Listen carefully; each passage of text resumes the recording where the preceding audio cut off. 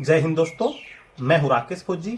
दोस्तों, सीआरपीएफ के अंदर जो सिग्नल स्टाफ के अंदर कुछ पदों पे वैकेंसी आई, आपने वीडियो देख लिया होगा, नोटिफिकेशन भी आपने देख लिया होगा। जैसे एसआई रेडियो ऑपरेटर है, क्रिप्टो है, एसआई सिविलियन है, एएसआई टेक्नीशियन है, इसके अलावा ड्राफ्ट्समैन है। इन सभी पोस्ट के ऊपर सीआरपीएफ ने नई भर्ती का नोटिफिकेशन जारी किया है। तो जो भी बच्चे इसके अंदर एलिजिबल हैं, यानी कि जो इनकी जो क्वालिफिकेशन मांगी गई है उसके अनुसार अगर आप योग्य हैं इस भर्ती के अंदर, तो सभी जो पोस्ट हैं एक से चढ़कर एक पोस्ट बेहतरीन पोस्ट है सीआरपीएफ के अंदर।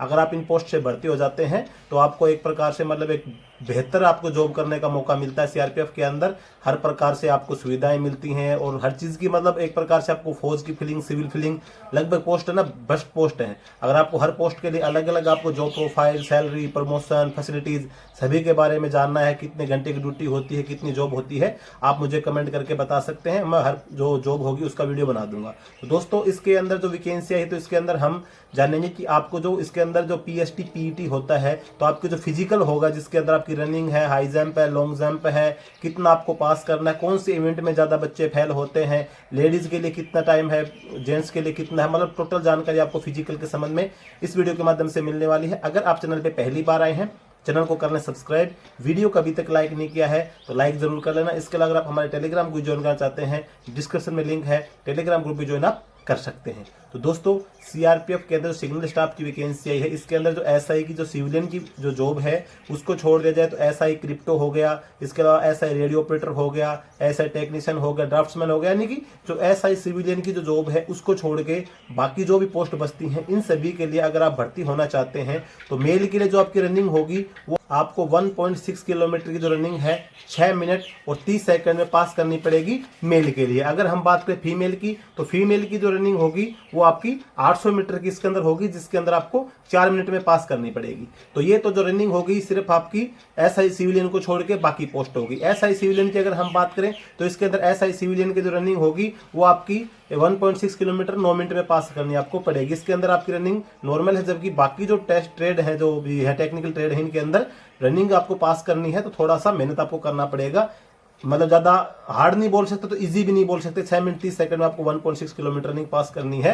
तो जिस बच्चे की तैयारी नहीं होती रनिंग की उसके लिए बहुत हार्ड है, और जो तैयारी करते हैं उसके लिए कोई बड़ी बात नहीं। 6 मिनट 30 सेकंड इसके अंदर पूरा समय दिया जाता है, यह नहीं है कि आपको कम समय दिया जाता है, आर्मी की तरह नहीं होती है, टाइम आपको पूरा मिलता है। तो 6 मिनट 30 सेकंड में आपको रनिंग पास करनी पड़ती है। इसके अलावा अगर हम मेल की बात करें तो मेल के लिए आपको लॉन्ग जंप करना पड़ेगा। लॉन्ग जंप जो होगा आपका 12 फीट का होगा, यानी कि 3.65 मीटर होगा। यानी तो आपको ये जो 3 चांस के अंदर या 12 फीट के जो आपकी लॉन्ग जंप होगी ये आपको पास करनी पड़ेगी।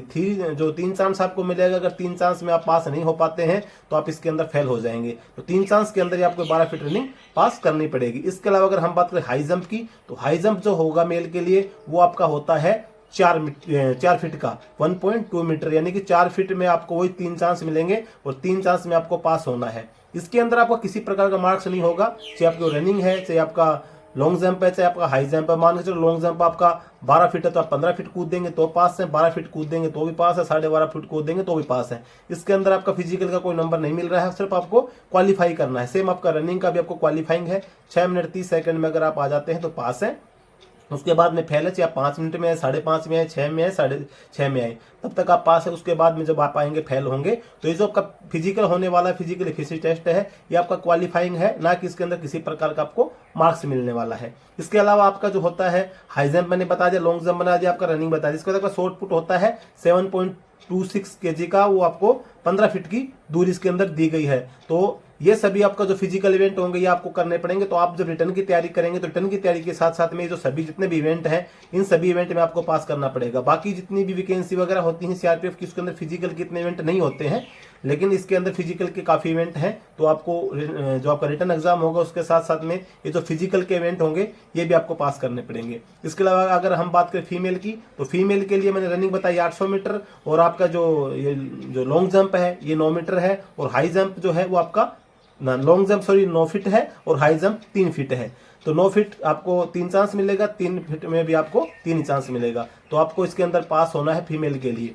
और एसआई सिविलियन के मैंने बताया था, सिर्फ आपकी रनिंग होगी वो आपको 9 मिनट में पास करनी है 1.6 किलोमीटर की। इनका जो फिजिकल है वो थोड़ा आसान है। तो दोस्तों ये जो फिजिकल के इवेंट हैं आपकी जब फॉर्म आप अप्लाई कर देंगे जून में लगभग आपका संभावित तिथि दी गई आपके एग्जाम डेट की, नोटिफिकेशन आपने देखा होगा।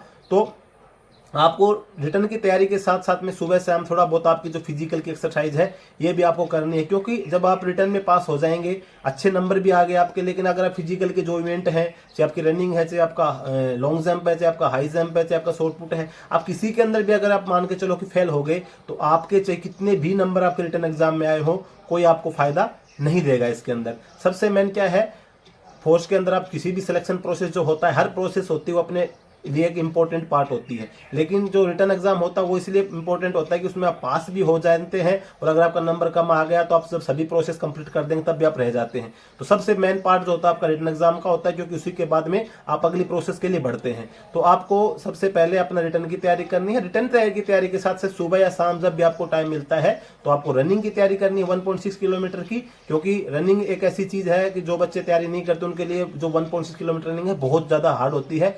हमको पता है जो बच्चे तैयारी नहीं करते हैं उनके लिए रनिंग ज्यादा हो जाती है, क्योंकि 6 मिनट 30 सेकंड के अंदर बिना तैयारी के नहीं आ सकता है बच्चा। तो आप तैयारी करेंगे तो इतनी हार्ड भी नहीं है, 6 मिनट 30 सेकंड में आप आसानी से आ जाएंगे। हाई जंप भी ज्यादा नहीं है, लॉन्ग जंप भी ज्यादा नहीं है, लेकिन तैयारी आपको चाहिए, क्योंकि सभी बच्चों का फिजिकल एक जैसा नहीं होता है। शॉर्ट पुट वगैरह सभी की आपको तैयारी करनी पड़ेगी, तभी आप आगे जाके इसके अंदर सफल हो पाएंगे। बेहतरीन जॉब है, जॉब के अंदर किसी प्रकार की कोई कमी नहीं है, चाहे आप सब इंस्पेक्टर रेडियो ऑपरेटर ले लें, चाहे आप ASI टेक्निकल ले लें, ड्राफ्ट्समैन ले लें, सिविल ले लें, क्रिप्टो ले लें, मतलब टोटल जो वैकेंसी है ना सिग्नल स्टाफ की है, और बड़ी मतलब एक से बढ़ के एक वैकेंसी है CRPF की। और जब आप इसके बारे में जब भर्ती हो जाएंगे तब आपको पता चलेगा कि हाँ भाई रियल में जो जॉब है CRPF की।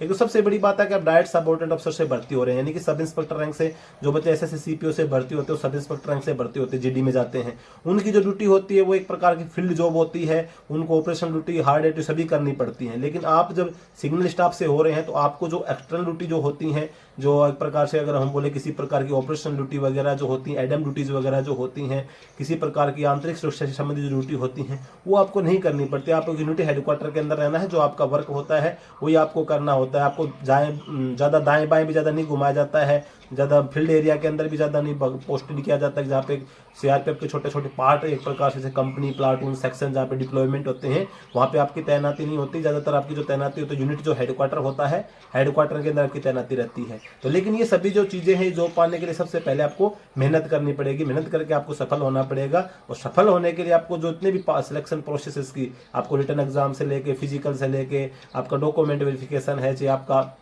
मेडिकल है, सभी में पास करना पड़ेगा। तो सबसे जो मेन इंपॉर्टेंट जो चीज़ है ना, रिटर्न तो है ही है, लेकिन एक फिजिकल एक ऐसी चीज़ होती है कि जो इंसान के खुद के हाथ में होता है। अगर आप फिजिकल में फेल हो गए ना तो ये मान के चलो कि फिर आपकी तैयारी का आपको कोई फायदा मतलब है नहीं आपका, क्योंकि एक फिजिकल एक चीज होती है जो इंसान के खुद के हाथ में, जिसको आप वो मेहनत करके तैयारी करके कर सकता है। रिटर्न एग्जाम जी क्या है कि भाई आपने जो तैयारी की, हो सकता है कोई आपका सिलेबस से दाएं बाएं से पूछ ले, आपको 1% मान सकते हैं कि नहीं बैठा, लेकिन जो आपको फिजिकल की जो तैयारी है वो तो आपके हाथ में है, उसमें कोई अलग नहीं आएगा। 1.6 किलोमीटर तो उतना ही दौड़ाया जाएगा आपको, अगर आप प्रैक्टिस करेंगे तो आप इसके अंदर जरूर सफल हो जाएंगे। तो दोस्तों आज के वीडियो में बस यही जानकारी थी। जानकारी अगर आपको अच्छी लगी वीडियो को लाइक जरूर कर लेना, चैनल पर पहली बार आए हैं सब्सक्राइब जरूर कर लेना।